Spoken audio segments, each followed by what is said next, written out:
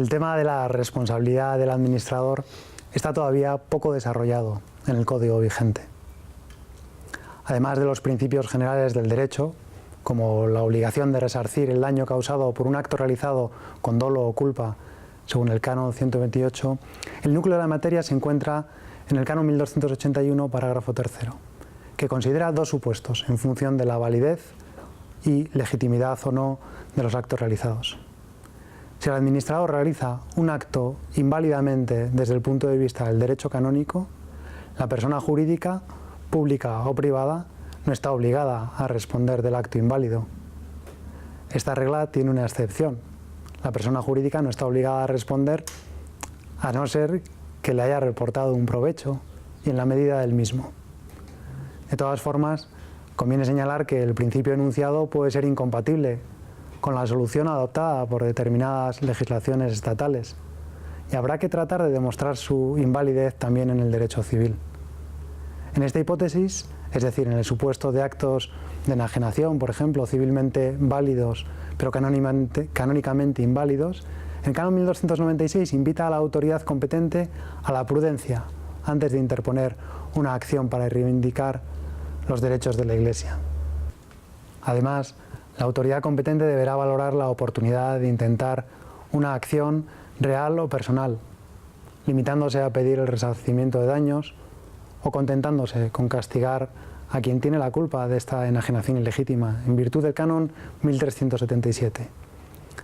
Para evitar posibles contradicciones entre el ordenamiento civil y el canónico, algunos autores proponen prever en los contratos, para su validez civil, una cláusula resolutoria o una condición de validez canónica. El parágrafo 3º del Canon 1281 prevé el caso de un acto realizado válida, pero ilegítimamente, es decir, de modo ilícito desde el punto de vista del derecho canónico, por el administrador de una persona jurídica. En esta hipótesis, la persona jurídica misma responderá del acto, quedando a salvo la acción o el recurso contra el administrador que le haya ocasionado daños. He tenido acceso a los informes sobre unos 150 casos de delitos económicos en organizaciones eclesiásticas católicas en Estados Unidos en los últimos 5 años. Algunas características de los delitos cometidos en estos años en materia económica son las siguientes. Más de 2/3 de los delincuentes eran laicos. Lógicamente, también son proporcionalmente muchos más los laicos que trabajan en contacto con los recursos de la Iglesia.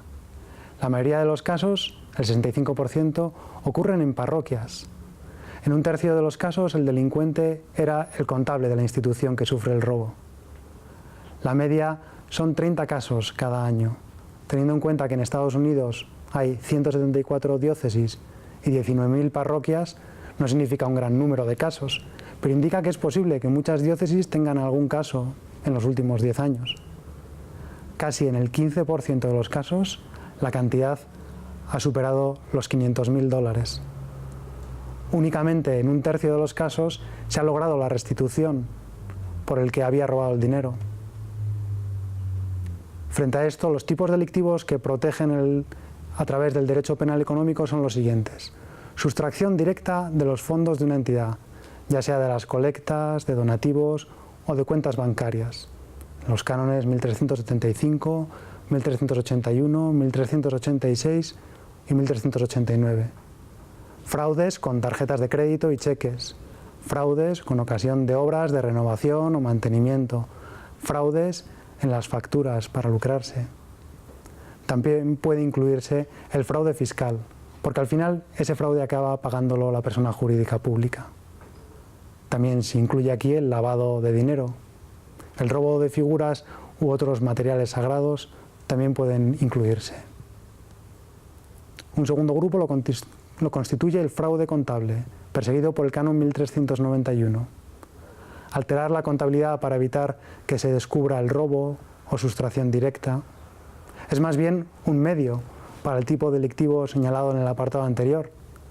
Se puede introducir aquí la necesidad de llevar bien la contabilidad y realizar la rendición de cuentas adecuadamente. La negligencia en el desempeño de la función del administrador también es un tipo delictivo. En cuarto lugar, consideramos las enajenaciones sin licencia, pero también sin justa causa, gastos indebidos, o enajenaciones aparientes, o enajenaciones realizadas sin peritos, sin consentimiento de los consejos o del ordinario. También se pueden incluir los actos de administración extraordinaria con una pena menor. Todo ello viene recogido en el Canon 1377. Por último, un gran tipo sería el pedir dinero fraudulentamente. Se puede incluir en el Canon 1380, 1385 y 1392.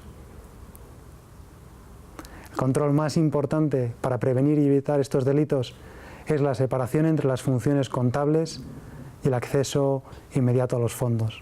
Así lo prescribe el Canon 1375. Esta separación, además, se convierte en un instrumento muy eficaz para detectar las desviaciones de los ingresos o los gastos y para poder denunciarlas. En los trabajos empíricos estudiados se demuestra que los delitos no son habitualmente fruto de un momento de debilidad, sino que se consuman a lo largo de un periodo de tiempo no pequeño y que emergen cuando esa persona es relevada en su cargo y se comprueba que faltan recursos. A veces han sido actuaciones durante más de 10 años y eso hace que las cantidades no sean pequeñas.